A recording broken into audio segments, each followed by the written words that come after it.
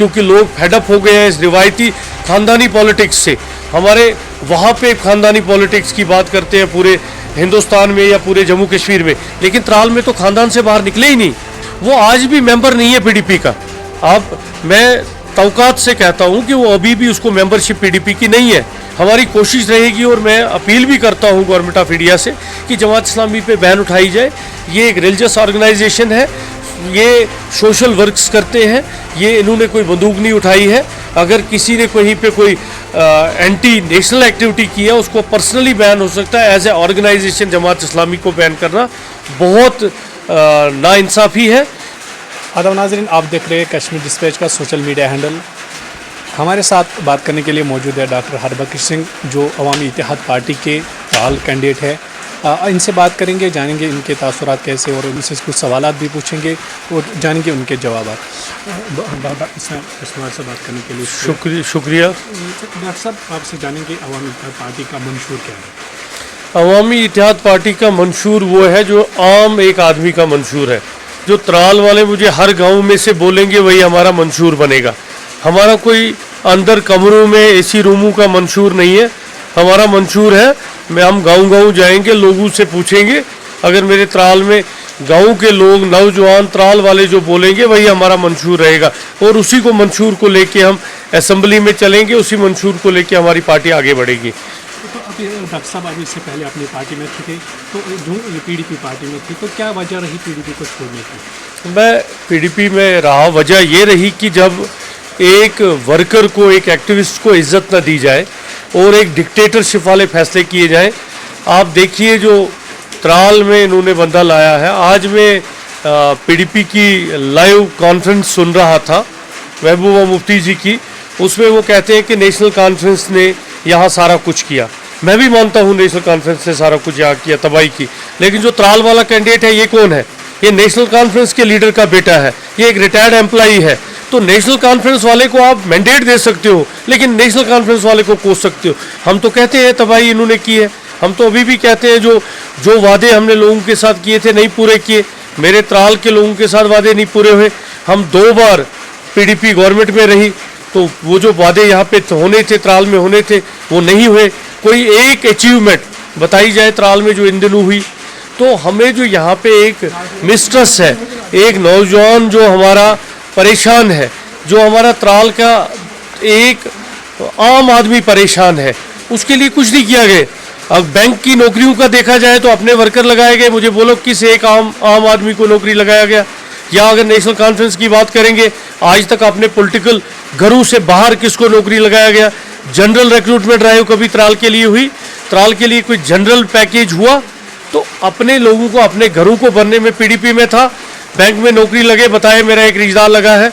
एसपीओज लगे, बताए मेरा एक रिश्तेदार लगा है। मैं 13 साल पीडीपी में रहा, गवर्नमेंट में रहा, एक मंत्री के साथ पीआरओ था। अगर अपने घर की कहीं पे ग्रोथ की है, त्राल के लिए बात करता रहा, आज भी करूँगा और करता रहूँगा।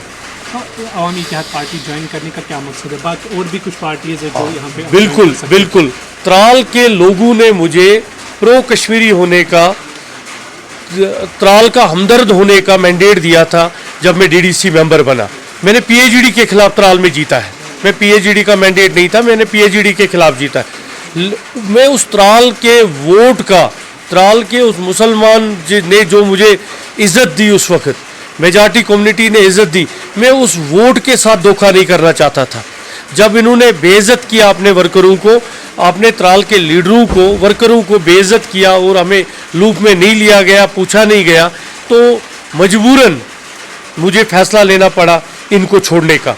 और जब मैंने सारे साथियों के साथ, त्राल के लड़कों के साथ, अपने एक्टिविस्ट्स के साथ, अपने जो मेरे आज वर्कर खड़े हैं उनके साथ, तो उन्होंने कहा एक ही पार्टी है डॉक्टर साहब, जो आवाम की पार्टी है, जो त्राल के लोग एक्सेप्ट करेंगे। मेरे पास ऑप्शन था, बीजेपी ज्वाइन कर सकता था, बाकी पार्टियां ज्वाइन कर सकता था। यहाँ तो ये रिटायर्ड होके पार्टियों में आते हैं या 60 साल की उम्र के बाद ज्वाइन करते हो। मैंने तो 23 साल की उम्र में पॉलिटिक्स शुरू किया, आज तक करता आ रहा हूँ।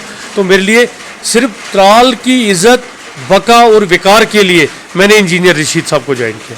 एआईपी जो पार्टी है वो सिर्फ नॉर्थ कश्मीर में है, साउथ कश्मीर में इसमें उतना इन्फ्लुएंस नहीं है। क्या आपको नहीं लगता है इसमें बड़ा चैलेंज रहेगा आपके लिए?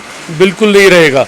लोगों ने करना है, एक वक्त पीडीपी को भी साउथ कश्मीर की पार्टी कहते थे, फिर जब निकले इन्होंने अपना कहीं पे मंशूर किया या लोग जुड़ते गए तो इन्होंने गवर्नमेंट बनाई 2 बार। ऐसा कुछ नहीं है, नॉर्थ साउथ की पार्टी नहीं है, कश्मीरियों के जज्बात की पार्टी है। तब इन्होंने, इंजीनियर रशीद साहब जेल में थे, इन्होंने कैंडिडेट नहीं उठाया था। और आप यकीन करिए, आप एज अ जर्नलिस्ट आपको भी पता है, जब आप कहीं पे जाते थे बहुत सारे लोग पूछते थे ये प्रेशर कुकर का निशान कहाँ है। हमारे साउथ कश्मीर में मैंने सुना, मैं भी काफ़ी जगह पे कैंपेनिंग करता था, तो लोग आते थे क्या जी प्रेशर कुकर का निशान कहाँ है, हम उस पर वोट डालें। ऐसा नहीं है, लोग एक चेंज चाहते हैं, लोगों को चेंज चाहिए, लोग एक अल्टरनेटिव चाहते हैं, क्योंकि लोग फेडअप हो गए हैं इस रिवायती खानदानी पॉलिटिक्स से।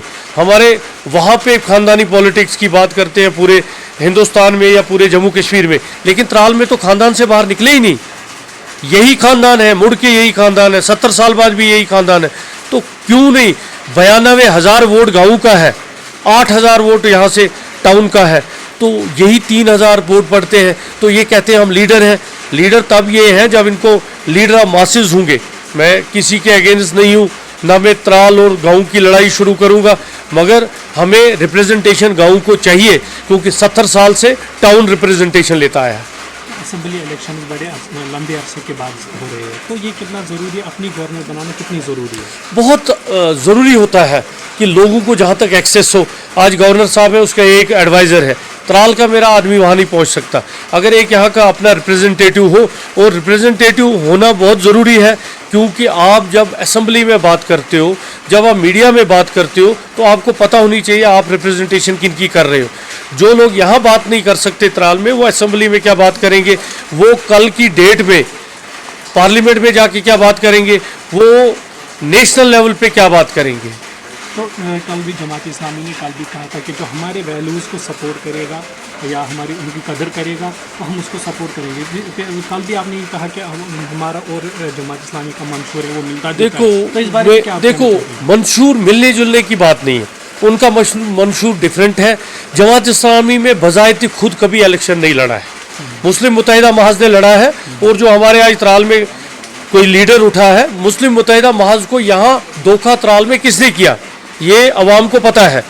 जमात इस्लामी अगर आज इलेक्शन लड़ती है, मोस्ट वेलकम रिलीजियस ऑर्गेनाइजेशन है, लेकिन हम कोशिश करेंगे, हमारी कोशिश रहेगी, और मैं अपील भी करता हूँ गवर्नमेंट ऑफ इंडिया से कि जमात इस्लामी पे बैन उठाई जाए। ये एक रिलीजियस ऑर्गेनाइजेशन है, ये सोशल वर्क्स करते हैं, ये इन्होंने कोई बंदूक नहीं उठाई है।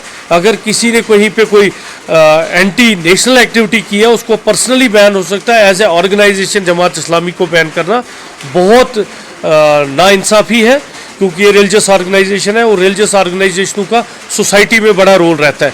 जैसे हम ड्रग फ्री कश्मीर की बात करते हैं, ड्रग फ्री त्राल की बात करते हैं, इसमें इन जो रिलीजियस ऑर्गेनाइजेशनें होती हैं, चाहे हमारी गुरुद्वारा प्रबंधक कमेटियाँ हैं, चाहे जमात इस्लामी है, चाहे इनका बड़ा रोल रहता है, सोसाइटी में एक इन्फ्लुएंस होता है। तो अपनी पार्टी और पीसी को आप इस असेंबली इलेक्शन में कहाँ पे देखते हैं? हाँ, मैं किसी के बारे में बात नहीं करना चाहता। मेरा मानना है सारी पार्टियों का अपना अपना वजूद होता है, सारे अपनी अपनी जगह पे काम करते हैं, अपना मंशूर होता है, लेकिन हमने एक बेड़ा उठाया है, खासकर मैंने बेड़ा उठाया है कि त्राल से इंजीनियर रशीद साहब की पार्टी को का झंडा लहराऊंगा, यहाँ से जीत के आऊँगा, और त्राल के जो लोग हैं उनकी जो एस्पिरेशंस हैं, जो उनके तवक्कात हैं, उन पे खरा उतरूंगा। 3 साल का मेरा रिपोर्ट कार्ड एज डीडीसी सबके सामने है। मुझे नहीं लगता कि वो बताने की ज़रूरत है, या जिस तरह से आप पॉलिटिकल सिस्टम में आप देख रहे हो कि एक रिहेबिलिटेशन के लिए लोग आते हैं, मैं रिहेबिलिटेशन के लिए नहीं आया हूँ, मैं फुल टाइम पॉलिटिक्स में हूँ, और इंशाल्लाह फुल टाइम पॉलिटिक्स करता रहूँगा। तो जिस तरह से आपने पीडीपी को 13 साल यहाँ पे ग्राउंड लेवल पे दिए हैं, तो उनका कैंडिडेट अब आपके मुकाबले लड़ रहा है, तो इस मुकाबले को आप कहाँ पे देखते हैं? उनका कैंडिडेट कहाँ है? वो उनका कैंडिडेट है ही नहीं, ना वर्कर्स का कैंडिडेट है। वो किसी आदमी को उठा के लाया, उसके साथ क्या नेक्सस थी मुझे नहीं पता है। वो आज भी मेंबर नहीं है पीडीपी का। अब मैं तवकात से कहता हूँ कि वो अभी भी उसको मेंबरशिप पीडीपी की नहीं है। तो वो रिटायर्ड एक आदमी है, वो आ गया उठा के तो उसको दे दिया। पीडीपी वर्कर जो है, जो मेन वर्कर है, वो पीडीपी से नाराज़ है। आप त्राल में मेन वर्करों से बात कीजिए, आप गाँव में जाइए, पूछा ही नहीं गया, वर्कर की इज्जत नहीं रखी गई। कहाँ से पीडीपी का कैंडिडेट तो मेरे हिसाब से नहीं लड़ रहा है, ना एनसी का कैंडिडेट लड़ रहा है, देखा जाए। बहुत शुक्रिया। तो ये थे हमारे साथ डॉक्टर हरबख्श सिंह जो अवामी इत्तेहाद पार्टी के कैंडिडेट है त्राल में। तो अब देखते रहिए कश्मीर डिस्पैच। दीजिए हमें इजाज़त। अल्लाह निगहबान।